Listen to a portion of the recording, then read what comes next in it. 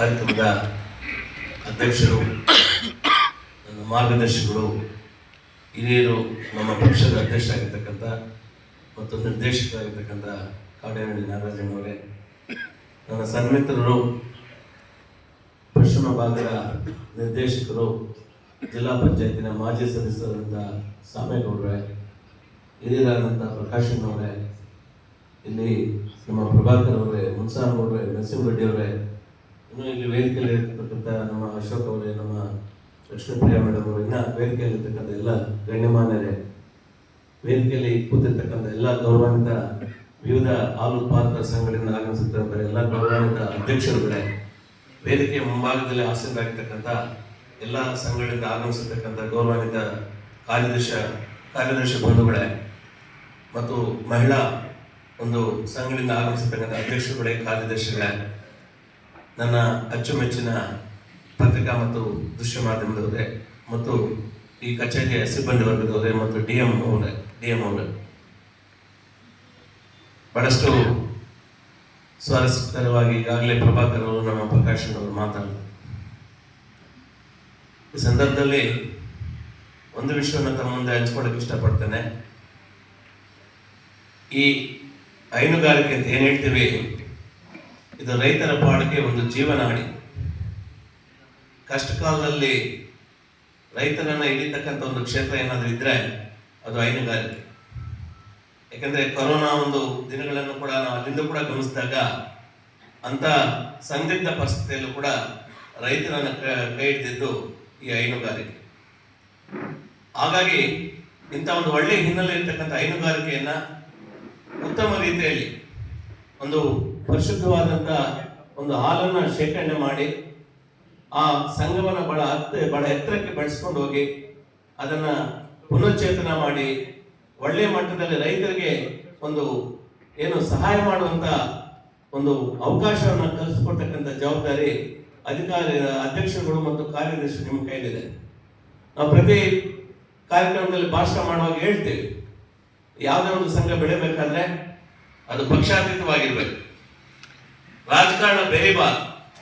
ಆ ಪಕ್ಷ ರಾಜಕಾರಣವನ್ನು ಪಕ್ಕಕ್ಕೆ ಇಟ್ಟು ಒಳಗಡೆ ಹೋಗಿ ಕೆಲಸ ಮಾಡಿದಾಗ ಆ ಒಂದು ಸಂಘ ಬಹಳ ಎತ್ತರಕ್ಕೆ ಬೆಳೀತದೆ. ಅದನ್ನ ಒಳ್ಳೆ ರೀತಿಯಲ್ಲಿ ಕೊಂಡೊಯ್ತಕ್ಕಂಥ ಒಂದು ಏನು ಜವಾಬ್ದಾರಿ ಅಧ್ಯಕ್ಷರಾದ ಮತ್ತು ಕಾರ್ಯದರ್ಶಿ ನಿಮ್ಮ ಮೇಲಿದೆ. ಒಳ್ಳೆ ರೀತಿಯಲ್ಲಿ ಆ ಸಂಘಗಳನ್ನ ಕೊಂಡೊಯ್ದು ಈ ತಾಲೂಕಿಗೆ ಒಂದು ಒಳ್ಳೆ ಕೀರ್ತಿಯನ್ನ, ನಿರ್ದೇಶಕರು ಕೂಡ ಒಂದು ಒಳ್ಳೆ ಕೀರ್ತಿಯನ್ನು ತರುವಂತ ಒಂದು ಪ್ರಾಮಾಣಿಕ ಪ್ರಯತ್ನವನ್ನು ನೀವೆಲ್ಲರೂ ಕೂಡ ಮಾಡಬೇಕು ಅಂತ ಕೂಡ ತಮ್ಮಲ್ಲಿ ನಾನು ಮನವಿ ಮಾಡ್ತೀನಿ. ಆದ್ಮೇಲೆ ಭಗವಂತ ಒಮ್ಮೊಮ್ಮೆ ಪ್ರತಿಯೊಬ್ಬರಿಗೂ ಒಂದೊಂದು ಅಧಿಕಾರವನ್ನು ಕೊಡ್ತಾನೆ. ಅವರು ತೀರೋದ್ಮೇಲೂ ಕೂಡ ಅವ್ರ ಕೆಲಸಗಳು ಮಾತಾಡ್ತವೆ. ಅವ್ರಿಲ್ಲ ಅಂದ್ರೂ ಕೂಡ ದೈಹಿಕವಾಗಿ ಅವ್ರಿಲ್ಲ ಅಂದ್ರೂ ಕೂಡ ಅವ್ರ ಕೆಲಸಗಳು ಮಾತಾಡ್ತವೆ. ಇವತ್ತು ಈ ಸಂದರ್ಭದಲ್ಲಿ ನಾನು ನೆನೆಸ್ಕೊಳ್ತಕ್ಕಂಥದ್ದು ಎಂ ಎ ಕೃಷ್ಣಪ್ಪನವರು ಈ ಕ್ಷೇತ್ರದಲ್ಲಿ ಒಂದು ಕ್ರಾಂತಿಯನ್ನು ಎಬ್ಬಿಸಿರ್ತಕ್ಕಂಥ ಮಹನೀಯರು. ಡೆನ್ಮಾರ್ಕ್ ಹೋಗಿ ಸೀಮೆ ಹಸುಗಳನ್ನು ತಂದು ಒಂದು ಕ್ಷೀರ ಇದರಲ್ಲಿ ಒಂದು ಕ್ರಾಂತಿಯನ್ನು ಎಬ್ಬಿಸಿರ್ತಕ್ಕಂಥ ಒಂದು ಮಹಾನ್ ಭಾವ. ಅಷ್ಟೇ ಅಲ್ಲ, ಗುಟ್ಟಳ್ಳಿಯಲ್ಲಿ ಆ ಕಾಲಕ್ಕೆ ಬಡಬಗ್ಗರು ಏನು ಮದುವೆ ಇಂಥದ್ದು ಮಾಡ್ಬೇಕಾದ್ರೆ ಅದನ್ನ ದೂರಾಲೋಚನೆ ಇಟ್ಕೊಂಡು ಅಲ್ಲಿ ಒಂದು ಏನು ಕಲ್ಯಾಣ ಮಂಟಪಗಳನ್ನ ಕಟ್ಟಿಸಿ ಬಡಬಗ್ಗರು ಕೂಡ ಅಲ್ಲಿ ಮದುವೆಗಳನ್ನ ಮಾಡ್ಕೊಳ್ತಕ್ಕಂಥ ಅವಕಾಶವನ್ನು ಕಲ್ಪಿಸಿದಂಥವ್ರು.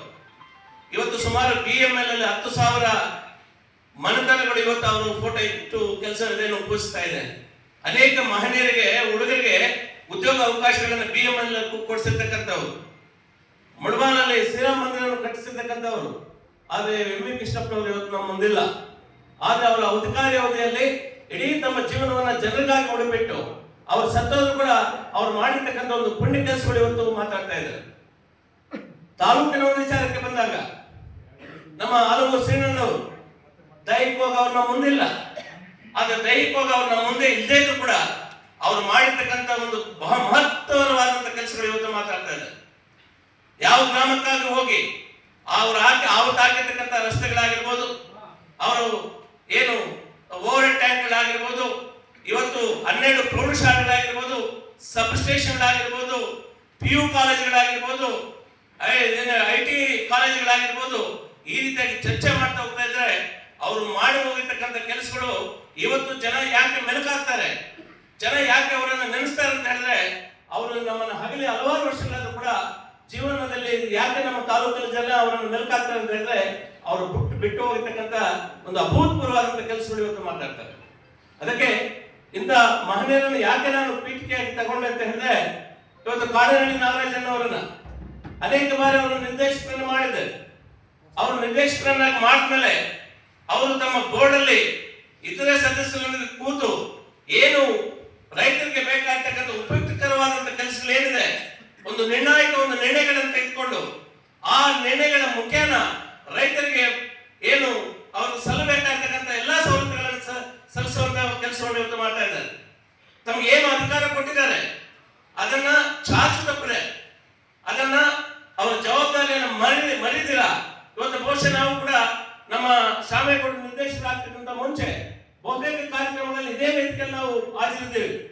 ಏನು ವಿಕಲಚೇತನರಿಗೆ ಸಹಾಯಧನ ಕೊಡ್ತಕ್ಕಂಥದ್ದು, ಓದ್ತಕ್ಕಂಥ ಮಕ್ಕಳಿಗೆ ಸಹಾಯ ಹಸ್ತವನ್ನು ನೀಡ್ತಕ್ಕಂಥದ್ದು ಮತ್ತು ರೈತಾಪಿ ವರ್ಗಕ್ಕೆ ಬೇಕಾಗಿರ್ತಕ್ಕಂಥ ಸಲಕರಣೆಗಳನ್ನು ಒದಗಿಸ್ತಕ್ಕಂಥದ್ದು, ಈ ರೀತಿಯಾಗಿ ಚರ್ಚೆ ಮಾಡ್ತಾ ಹೋಗ್ತಾ ಇದ್ರೆ ಅನೇಕ ಒಂದು ಕೆಲಸಗಳನ್ನ ಅಭೂತಪೂರ್ವವಾದಂತಹ ಒಂದು ಕೆಲಸಗಳನ್ನು ತಾಲೂಕಲ್ಲಿ ಮಾಡಿ ಹೋಗ್ತಾ ಇದ್ದಾರೆ.